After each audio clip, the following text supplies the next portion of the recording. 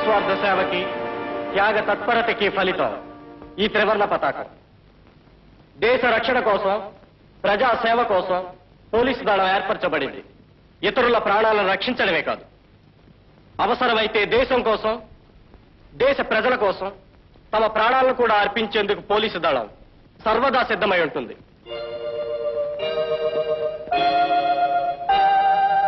నేర పరిశోధనలో భారత పోలీసు దళం అంతర్జాతీయ ఖ్యాతిని పొందడం మనం గర్వించదగ్గ విశేషం. ఎన్నో సాహస కృత్యాలు చేసి భారత మాత కన్నబిడ్డలుగా తమ విద్యుక్త ధర్మాన్ని నెరవేర్చిన పోలీస్ ఆఫీసర్లను సన్మానించడానికి ఈ రోజు మనం ఇక్కడ సమావేశమయ్యాం. ఇక ఈ కార్యక్రమాన్ని ప్రారంభించవలసిందిగా కోరుతున్నాను. సబ్ ఇన్స్పెక్టర్ అజయ్ కుమార్,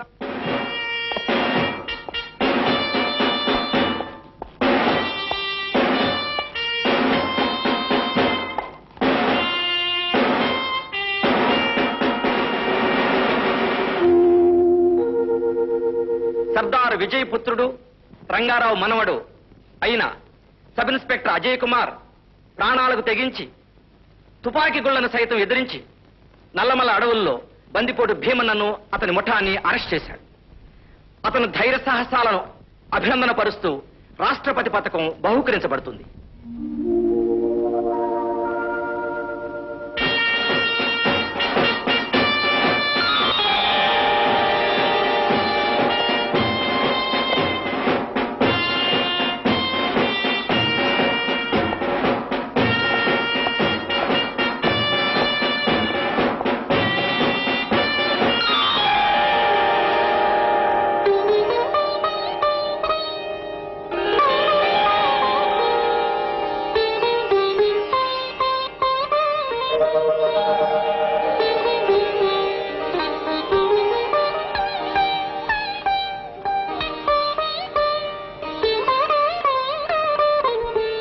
ఈ పథకం అలంకరించవలసిందే నాకు కాదు తాతయ్య, మీకు. మీ అకుంఠిత దీక్షకు ఫలితం ఈ పథకం. ఇది మీదే తాతయ్య.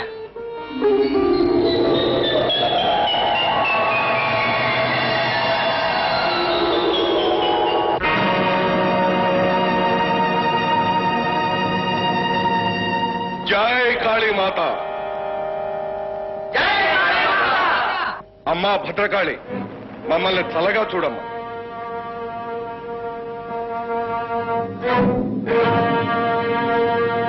అమ్మ ఇక్కడే ఉంటే అమ్మ అంటూ ఆ బొమ్మకి దండం పెడతాడే నాన్న. పిచ్చి ముద్దు, అమ్మ మనమ్మే, నాన్నకి అమ్మ ఆ బొమ్మే మరి. అమ్మా కమల, విజయ్, మీకు నాకు మీ అమ్మకి అందరికీ అమ్మ ఆ బొమ్మేనమ్మా. మనందరినీ కాపుగాచే అమ్మ. దండం పెట్టండి.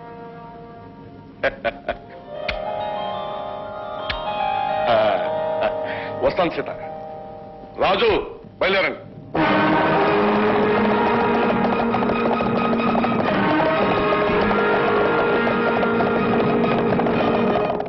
అప్పుడేమో నక్కబావ పొగడతలకి పొంగిపోయి కాకి నిజంగానే పాట పాడాలని నోరు తెరిచింది. ఇంకేముంది, నోట్లో ఉన్న మాంసం ముక్క కాస్త కింద పడిపోయింది. అదే అదననుకుని నక్కబావ ఆ మాంసం ముక్క అందుకుని అడవిలోకి దౌడు తీసి. అది కథ. పోనన్నా, అన్ని పిచ్చి కథలు చెప్తా. కాకి కావు కావని నరుస్తుంది కానీ ఎక్కడైనా పాట పాడుతుందా? రాసినవాడు ఇలాగే రాశాడు. మరి మా నాన్న కూడా నాకు ఇలాగే చెప్పాడురా. అప్పుడు నువ్వు మీ నాన్న అలా అడిగుండవు. నీతో మాట్లాడటం కష్టం రా బాబు. ఇవాటికి కథ చాలు గాని నాకు నిద్ర వస్తుంది, పడుకుందాం పద.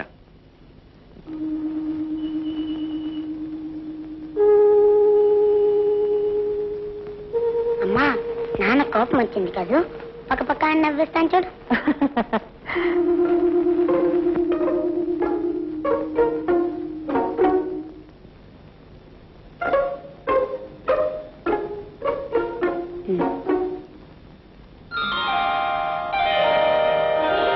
ప్రకాష్, అల్లరి చేయకు, నాన్నగారు నిద్రపోని. నిద్రపోవటం లేదు, అంతా నాటకం. అరే పడవా.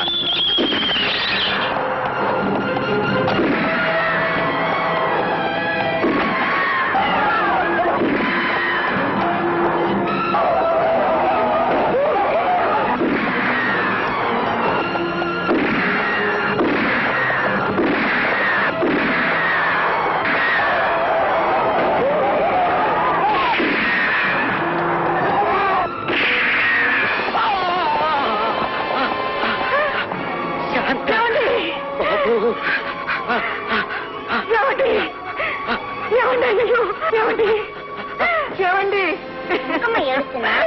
నాన్న కాలుదారి పడిపోయేదనా? రోజు పరిగెత్తుతూ నేను పడిపోను?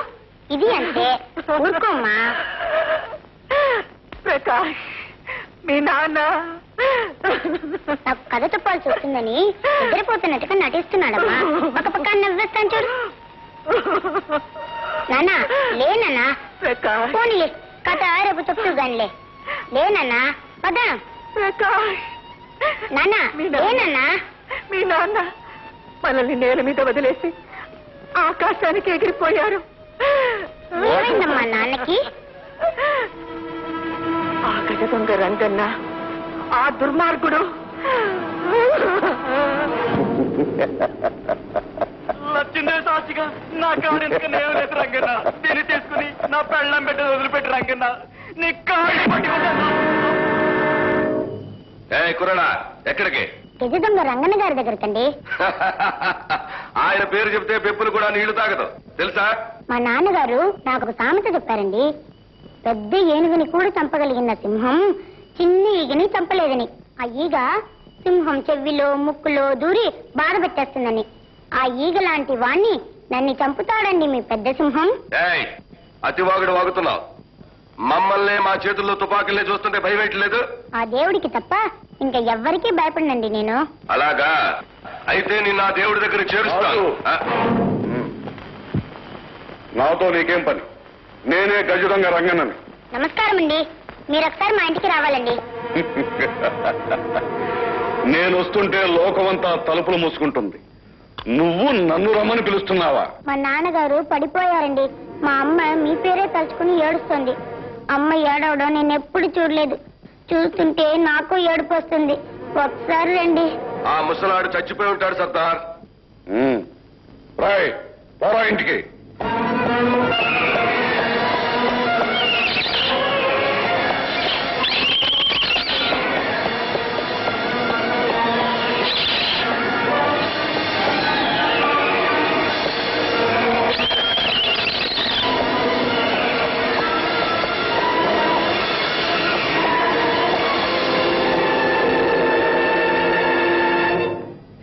మీ దండం పెడతానండి, మీ కాళ్ళు పెట్టుకుంటాను. ఒకసారి మా ఇంటికి రండి. రంగన్న గారు, మా నాన్నని లేపండి. మా అమ్మ ఏడుపు ఆపండి.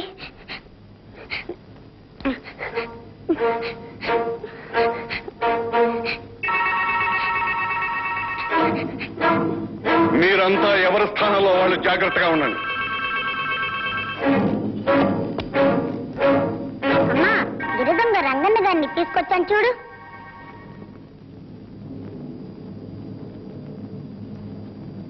రంగన్న గారు? వీడు రంగన్న గారు కాదు బాబు, హంతకుడు రంగన్న, గజ దొంగ రంగన్న. ఛీ, దౌర్భాగ్యుడా! మా వంటి బీదల్ని దోచుకోవడానికి సిగ్గనిపించడం లేదు? ఏ పాపం ఎరుగని అమాయకుల రక్తం పిండి బలి తీసుకోవడానికి బాధ అనిపించదా నీకు? నీకే అపకారం చేశామని మా కాపురంలో చిచ్చు పెట్టావు. నీకు కావలసింది డబ్బే అయితే అది నీ ముఖాన పారేసేవాళ్ళనే. తుచ్చమైన డబ్బు కోసం నా మాంగళ్యాన్ని ఎందుకు తెంపేశావు? నా దేవుణ్ణి ఎందుకు చంపేశావు? చెప్పు చెప్పు చెప్పు చెప్పు.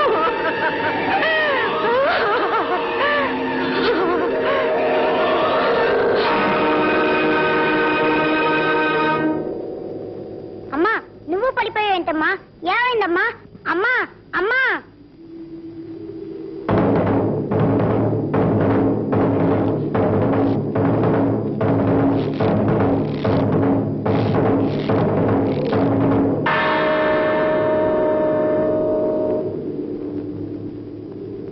డబ్బు కోసమే మీరు మా ఊరు వస్తే ఈ డబ్బంతా తీసుకోండి రంగన్న గారు. అమ్మా నాన్న ఇచ్చిన డబ్బులు దీంట్లో బోల్డ్ ఉన్నాయి, చూడండి. తీసుకోండి తీసుకోండి రంగన్న గారు. ఈ డబ్బు చాలకపోతే మా అమ్మ చేతి గాజులు మెళ్ళో నగలు తీసుకోండి. మా నాన్నగారు లేచి మాట్లాడేలా చేయండి.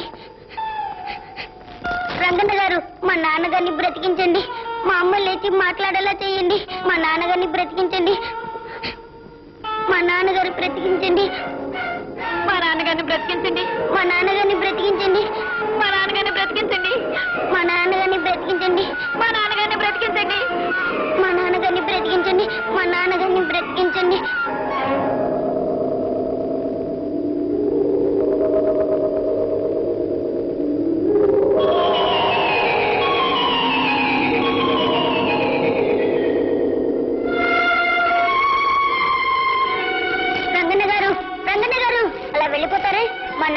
ప్రాణాలు ఇచ్చి మరి కదలండి. అది ఎలా సాధ్యం అవుతుంది బాబు? ప్రాణం తీయటమే తప్ప ప్రాణం పోయటం మనిషికి చేతగానే విద్య. ఆ దేవుడికొక్కడికే చేతైన వింత. ప్రాణం పోయటం మీకు చేత కాదని తెలిసి ప్రాణం ఎందుకు తీశారు? చెప్పండి రంగన్న గారు. తిరిగి ఇవ్వలేని దాన్ని మీరు ఎందుకు తీసుకున్నారు? ప్రాణం పొయ్యలేని మనిషికి ప్రాణం తీసే అధికారాన్ని ఎవరిస్తారు? మాట్లాడరే, చెప్పండి చెప్పండి రంగన్న గారు.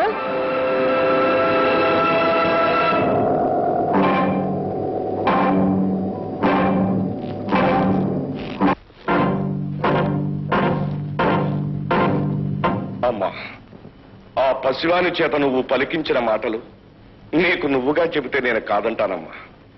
నీ కోరిక అదే అయితే ఇదిగోనమ్మా, ఈ మరణాయుధాన్ని నీ పాదాల చెంత ఉంచుతున్నాను. ఇన్నాళ్ళు నిన్ను స్మరిస్తూ ఈ ఆయుధాన్ని అందుకునేవాణ్ణి. ఈనాడు నిన్ను స్మరిస్తూ ఈ ఆయుధాన్ని విసర్జిస్తున్నాను. ఏమండి?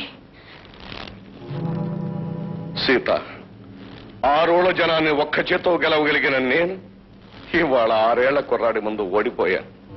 అవునమ్మా, ఆ కుర్రాడి మాటల్లో ఏ మహత్యం ఉందో కానీ ఇన్నేళ్లు కలిసిన మమ్మల్ని ఇన్నాళ్ళు కూడిపెట్టిన ఈ వృత్తిని వదిలేయడానికి నిశ్చయించుకున్నారు సర్దార్. రాజు, నిజమైన ఆనందం అర్పించుకోవడంలో తప్ప దోచుకోవడంలో లేదని ఈ రోజే తెలుసుకున్నాను. అందుకే ఈ వృత్తికి స్వస్తి చెప్పాలని నిశ్చయించుకున్నాను. దోపిడీలు మానేసి ఏం చేస్తారు సర్దార్? ప్రాయశ్చిత్తం చేసుకుంటాను. దానివల్ల వచ్చే లాభం? తృప్తి. కోట్లతో కొనలేని అనుభూతి అది. రాజు, ఇన్నేళ్ల ఈ వృత్తిలో మనం ఏం సాధించగలిగాం చెప్పు.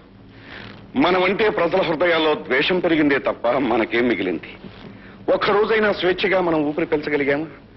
మనల్ని కబళించడానికి పొంచి ఉన్న మనుషుల నుండి, ప్రభుత్వం నుండి తప్పించుకు తిరగడంతోనే మన బ్రతుకు తెల్లారిపోతుంది రాజు. ప్రజలు భయంతో వణికిపోతూ తమ సొత్తంతా మనకు అప్పిస్తారే గాని హాప్యాయిగా ఒక్క గ్లాసుడు మంచినీళ్ళు ఇస్తారా?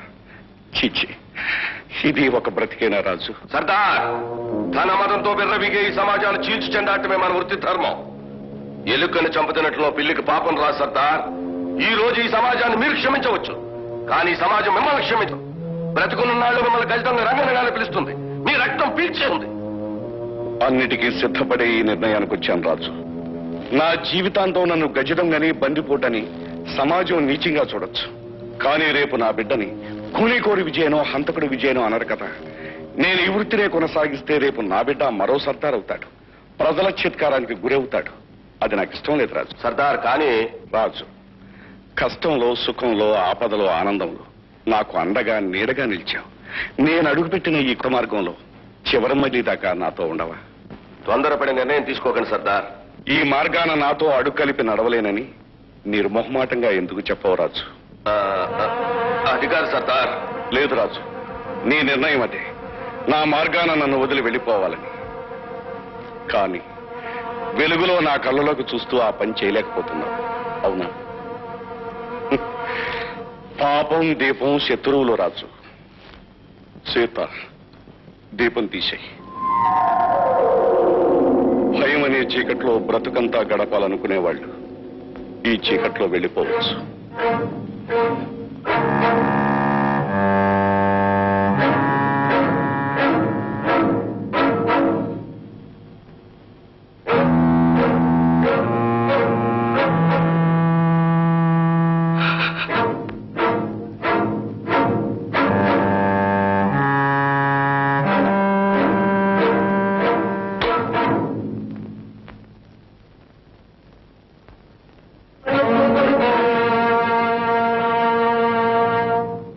అందరూ వెళ్ళిపోయారండి. సీత, దీపం వెలిగించు.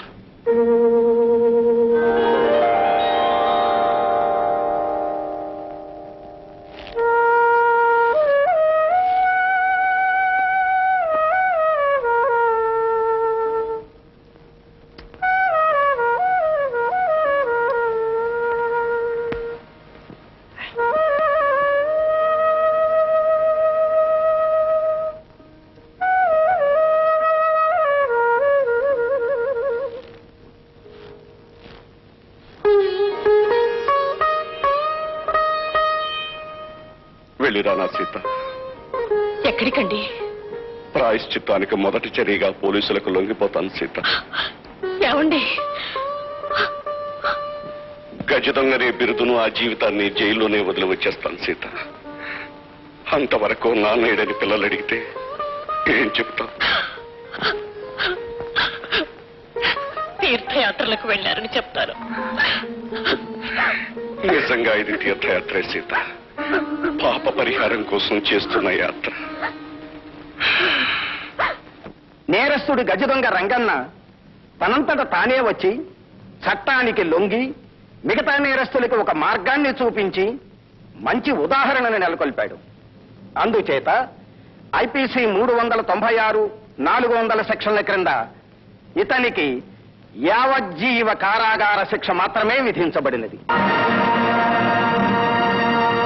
అతను జైలు నుండి విడుదలై గౌరవంగా బ్రతకడానికి న్యాయస్థానం ఆస్కారాన్ని కల్పిస్తోంది.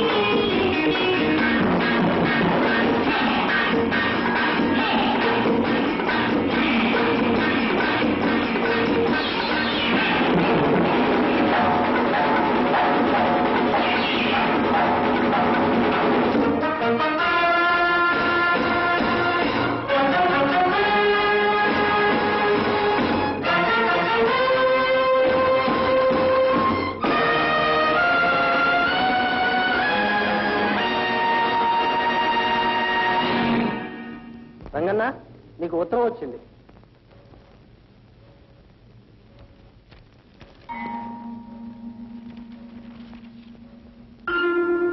నా దైవానికి మీరు క్షేమంగా ఉన్నారని తెలుస్తాను.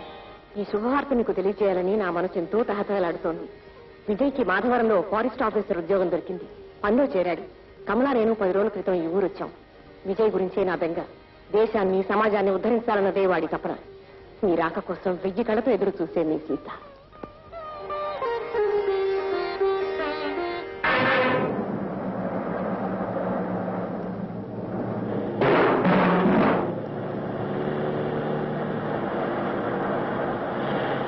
అయ్యారండి, ఫారెస్ట్ ఆఫీసర్ గారు మన లారీని తొలగుకొస్తున్నారండి. ఎవరు వచ్చేస్తున్నాడు? ఇంకా నొక్కితే ఏళ్ళు ఎప్పటికీ తప్ప బండి స్పీడ్ జరగదు. ఈ బండి స్పీడ్ ఇంతేనండి.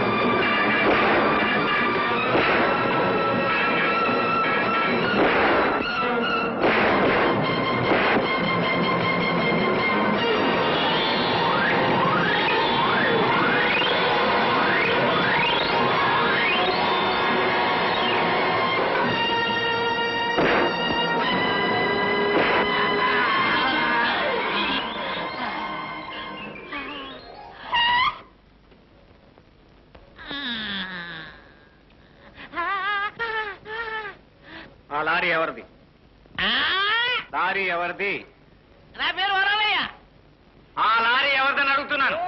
అదా, ఆ లారీ నాదే. ఉల్లిపాయ వేసుకుని పొరుగు వెళ్తున్నా. ఉల్లిపాయల కింద ఉన్న గంధపు చెక్కల సంగతి?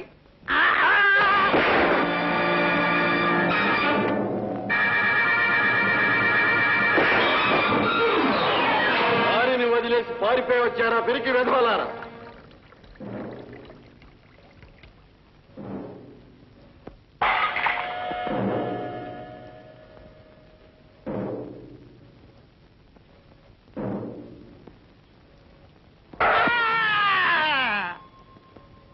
వాడు అసలే పత్రం చేసి వదిలేరండి అయ్యా. మీరు ఇంకా పిండి కింద దంచేస్తే చచ్చూరుకుంటాం. మన లారీ గురించి ఆ విజయ్కి అనుమానం ఎలా వచ్చింది? చెక్ పోస్ట్ లో ఆపినప్పుడు ఫారెస్ట్ గార్డు కనకరాజు గుర్రుగా చూశాడండి అయ్యా. వాడే ఫారెస్ట్ ఆఫీసర్ మోసేసి ఉంటాడు. ఆ ముసలి వెధవకి నాతో వైరం పెట్టుకునేంత ధైర్యం వచ్చిందా? వరాలయ్య, అయ్యా, కనకరాజుకి ఒక కూతురు ఉండాలి కదూ?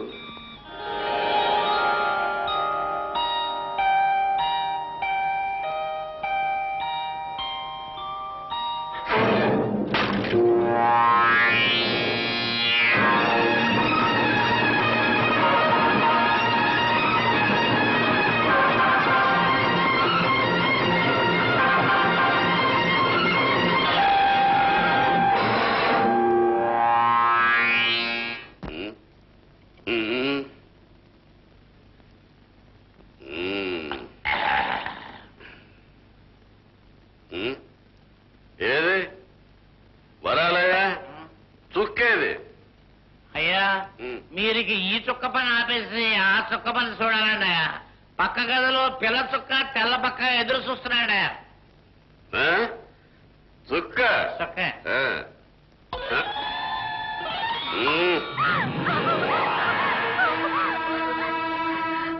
మీకు దండం పెడతాను బాబు గారు, నన్ను వదిలేయండి. ఇది బాబుగారి తప్పు కాదే, నీ బాబుగారు చేసిన తప్పుకి జవాబు.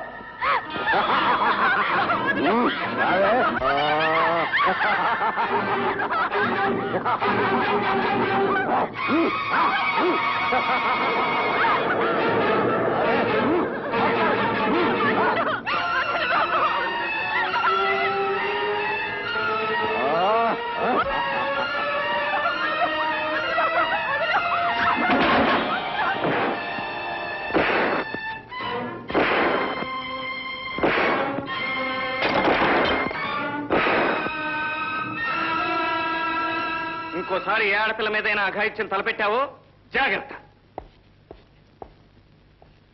అదమ్మా, బాలమేగడ్లాంటి మీ శరీరం మీద చెయ్యడానికి ఆడికి మనసు ఎలా గొప్పిందోనయ్యా. ఆ సమయానికి నాన్న కానుంటేనా ఆడి ముఖానికి అంటకత్తి వేసేద్దు. అమ్మా, వాడు ఒళ్ళంతా వాడగొట్టాడు. అరే, నువ్వంతా వేడి పెట్టి నన్ను కాసి చంపాలని చూస్తున్నావా?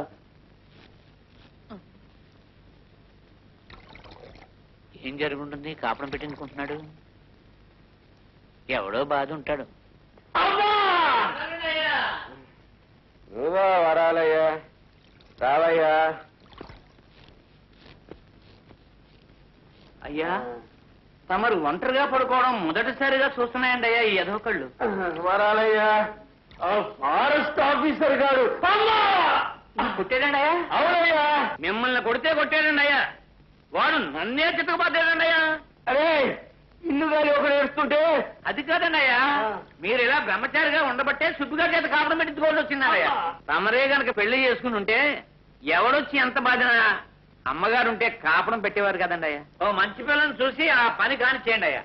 ఏమయ్యా, పెళ్లి చేసుకునేది కాపురం పెట్టించుకోవడానిక? నేను పెళ్ళంటూ చేసుకుంటే ఆ రాధనే చేసుకుంటాను.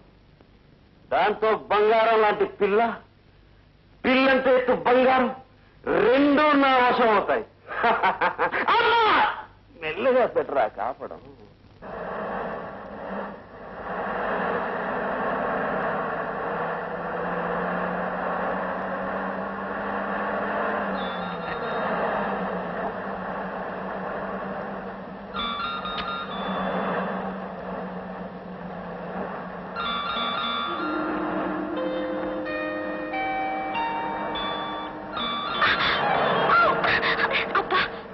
అజయ్, ఊటిలోని రామచిలక జీపులోకి వచ్చి వాళ్తే అంత తేలిగ్గా వదులుతానా?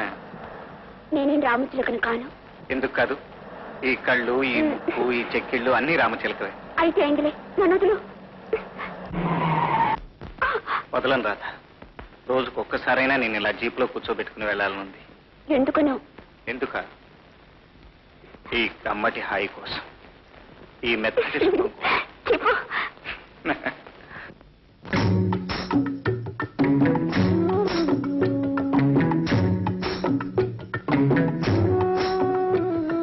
నడిచేవో అందమా, పరుగే నీ పందెమా, పండగంటి పడుచువాణ్ణి ఎండకంటి చూపువాణ్ణి అంటుకోవు జంట కావు బంతమా, నడిచేవో అందమా.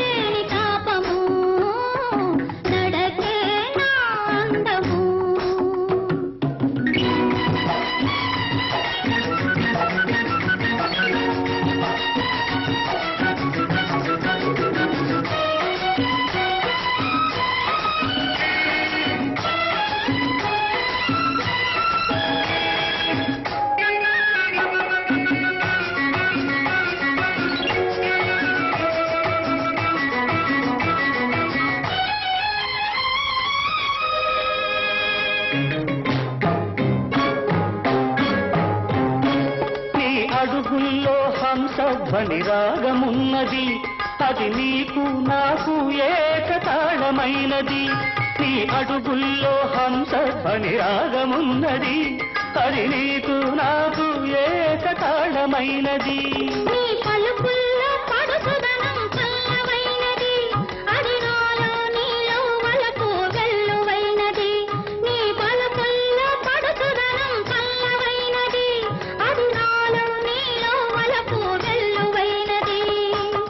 చూపుల సుడిబడి అడుగులు తడబడి, చూపుల సుడిబడి అడుగులు తడ